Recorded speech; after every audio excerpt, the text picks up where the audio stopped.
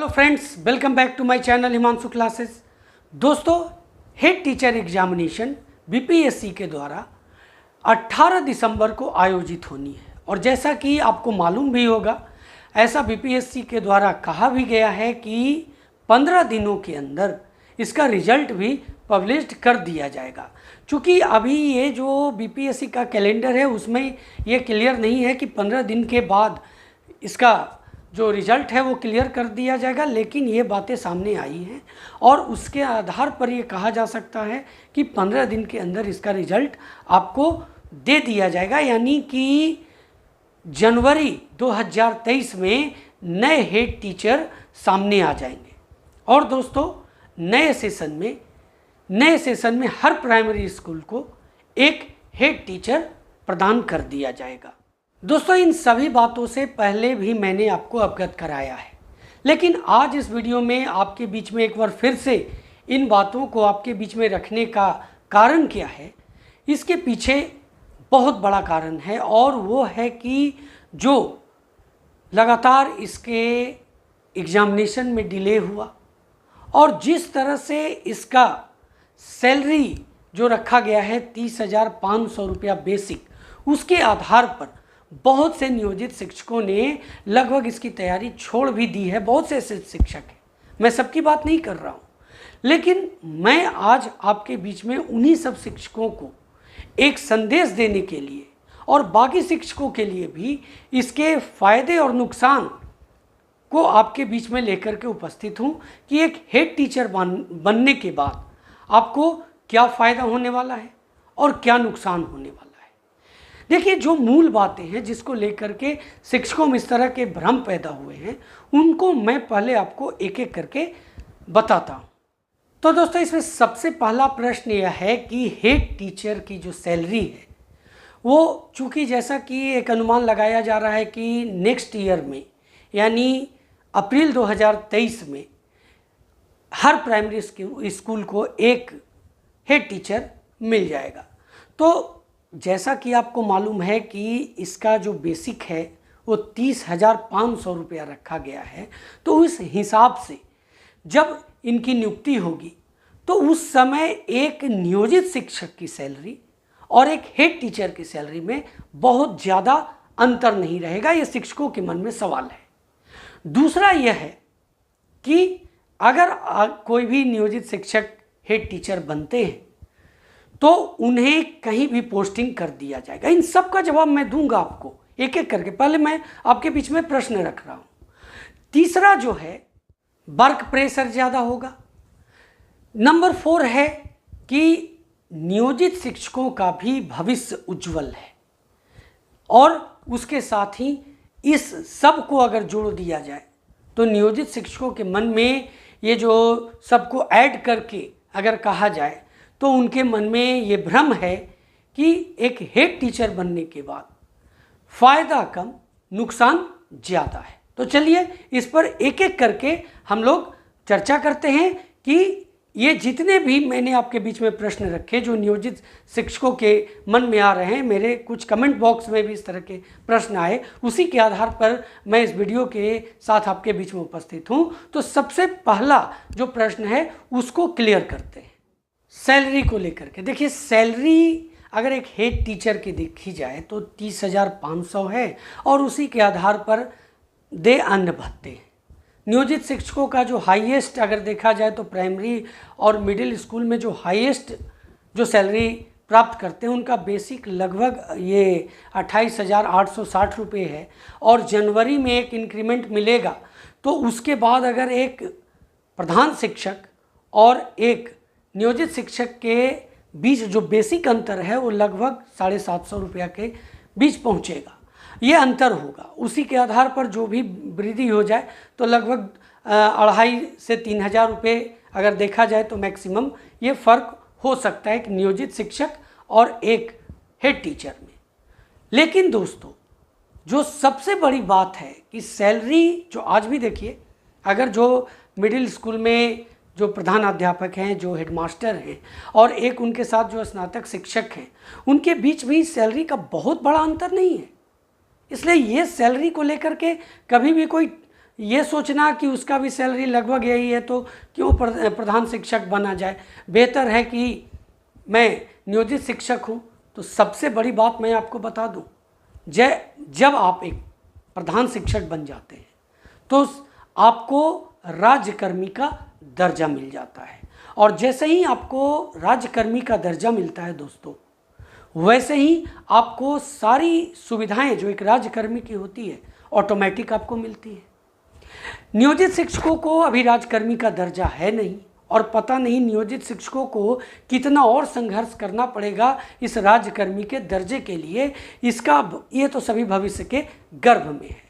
लेकिन चूंकि जब आप एक प्रधान शिक्षक बन जाते हैं तो आपको इसके लिए संघर्ष नहीं करना है। ये आपको जैसे ही आपकी नियुक्ति होती है आपके साथ ये राज्यकर्मी का दर्जा जुड़ जाएगा। उसके बाद रह गई पोस्टिंग की बात। देखिए और भी मैं बातें बताऊंगा, अब पहले हम लोग पोस्टिंग पर चलते हैं। पोस्टिंग की जो बात है तो आपको तो जैसे ही जब आप एक प्रधान शिक्षक बनेंगे तो आपको ऑप्शन दिया जाएगा, 3 जगह का ऑप्शन दिया जाएगा। और वो 3 जगह का जो ऑप्शन होगा दोस्तों, वो आप अपनी इच्छा के अनुसार कर सकते हैं। और अपने नज़दीक के से लेकर के बहुत नज़दीक तक के जो आपके 3 ऑप्शन होंगे वो उसके अंदर रख सकते हैं। तो इससे में भी कोई टेंशन नहीं आपको होनी चाहिए। देखिए दूसरा फ़ायदा है कि आपको जो ईपीएफ, अभी जो नियोजित शिक्षकों को ईपीएफ का जो फ़ायदा मिल रहा है, जो उन्हें प्राप्त हुआ एक लंबे संघर्ष के बाद, उसमें क्या है, उसमें जो 15,000 रुपया जो रखा गया है आधार, उसी के आधार पर आपका लगभग 1,800 रुपया कटता है। लेकिन वहाँ ऐसी बातें नहीं होंगी, आपको प्रान मिलेगा, प्रान नंबर मिलेगा। और ये जो प्रान नंबर मिलेगा नियोजित शिक्षकों को अभी नहीं मिला है। तो देख लीजिए राज्यकर्मी का दर्जा मिलने से क्या क्या फ़ायदे हो रहे हैं। दूसरा जो महत्वपूर्ण बात है कि सबसे बड़ा जो धब्बा जो नियोजित शिक्षकों के ऊपर ये नियोजित का नाम जो लगा हुआ है, जिसके लिए ये नियोजित शिक्षक लगातार संघर्ष कर रहे हैं, सरकार उनकी बात को एक एक करके मान भी रही है धीरे धीरे, लेकिन नियोजित का जो टैग है वो टैग अभी हटा नहीं है। हेड टीचर बनने के बाद इस टैग से आपको कोई लेना देना नहीं होगा। एक राज्यकर्मी का अगर आपको दर्जा मिलता है तो आप निश्चित समझ लीजिए कि जो भी एक राज्यकर्मी को जो सुविधाएं मिलती हैं वो डायरेक्ट आपको मिलेंगी। आप जब नियोजित शिक्षक हैं तो आपको डायरेक्ट नहीं मिलती है। आप इसका अंदाज़ा इसी से लगा सकते हैं कि आपको एक लंबे संघर्ष के बाद 7th पे का लाभ मिला था।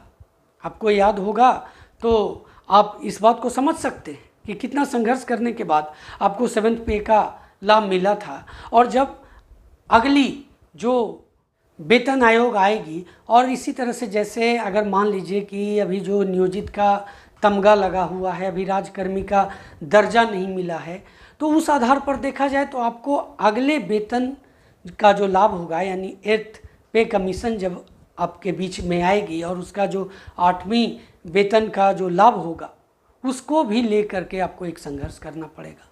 तो इसको ध्यान में रखते हुए आपको किसी हालत में कोशिश करनी चाहिए कि प्रधान शिक्षक बन जाना है।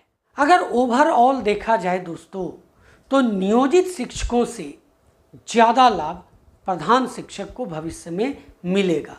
आपकी जो ये सबसे बड़ा जो इसमें प्रश्न उठा था सैलरी को लेकर के, क्या मालूम कि आने वाले समय में जो ये 30,500 है इसको सरकार अपने स्तर से बहुत ज़्यादा बढ़ा दे।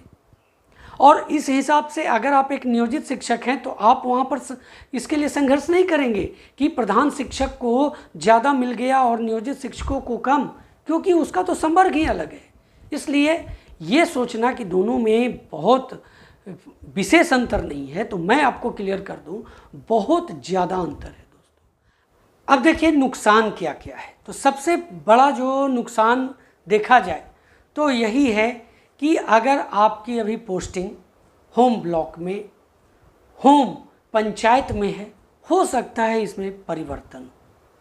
नंबर 1।